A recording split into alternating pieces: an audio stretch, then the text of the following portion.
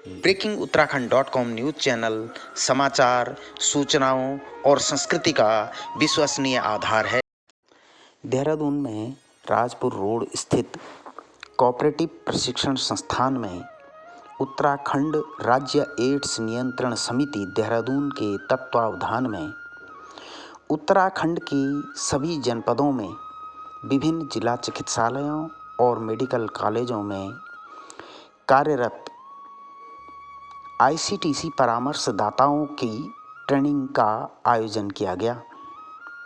इस review meeting में न केवल परामर्शदाताओं के कौशल को अधिक विकसित करने के लिए नेशनल एड्स कंट्रोल और उत्तराखंड राज्य एड्स नियंत्रण समिति के अधिकारियों और प्रशिक्षुओं द्वारा प्रशिक्षण दिया गया, अपितु जो परामर्शदाता और लैब टेक्नीशियन उत्तराखंड राज्य एड्स नियंत्रण समिति के अंतर्गत कार्यरत हैं, उनके सुझावों का भी संकलन किया गया। उत्तराखंड राज्य एड्स नियंत्रण के प्रशिक्षु और प्रशिक्षणदाता अधिकारियों के बीच समन्वय बनाने के लिए विशेष प्रयास किए गए थे। प्रशिक्षण स्थल पर ही परामर्शदाताओं के भोजन और ठहरने की भी व्यवस्था की गई थी ताकि ट्रेनिंग को और ज़्यादा प्रभावशाली बनाया जा सके।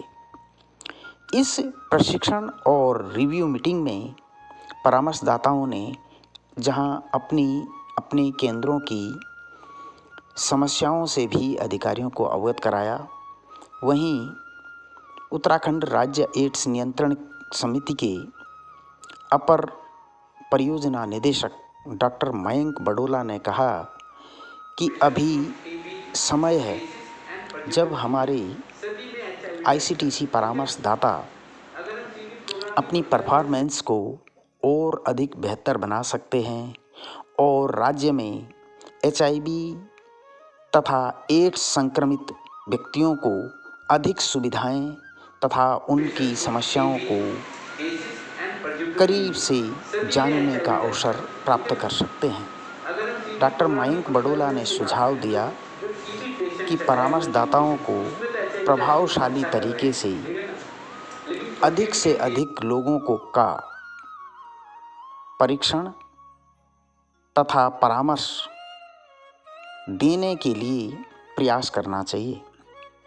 उन्होंने कहा कि एचआईवी परीक्षण और साथ में उनकी टीबी की जांच करने से न केवल लोगों को लाभ होता है, बल्कि टीबी संक्रमित व्यक्तियों को एचआईवी इन्फेक्शन से बचाया जा सके या जिनको एचआईवी संक्रमण हो चुका है उनको टीबी संक्रमण से बचाया जा सके।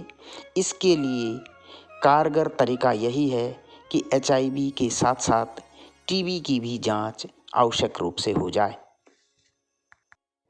खुशी की बात ये रही कि नाको की टीम जो डॉक्टर संजय माथुर के नेतृत्व में उत्तराखंड के भ्रमण पर आई हुई थी, वे भी इस प्रशिक्षण कार्यक्रम में राजपुर रोड स्थित कोऑपरेटिव संस्थान पहुंचे और उन्होंने भी परामर्शदाताओं और लैब टेक्नीशियनों की इस प्रशिक्षण कार्यशाला में सीधे संवाद स्थापित किया। उनके इस संवाद से परामर्शदाताओं को विशेष लाभ का अर्जन हुआ। उत्तराखंड राज्य एड्स नियंत्रण की ओर से अपर परियोजना निदेशक डॉक्टर मयंक बडोला द्वारा नाको टीम को उत्तराखंड की स्मृति चिन्ह और बद्रीनाथ का प्रसाद देकर सम्मानित किया गया। कुल मिलाकर ऐसे प्रशिक्षण कार्यक्रमों के माध्यम से न केवल एड्स नियंत्रण समिति के विशेषज्ञों के परामर्श और सुझाव इन परामर्शदाताओं को मिलते हैं, बल्कि परामर्शदाताओं की समस्याओं और चिकित्सालय संबंधी इशू से भी एड्स नियंत्रण समिति के अधिकारी परिचित होते हैं।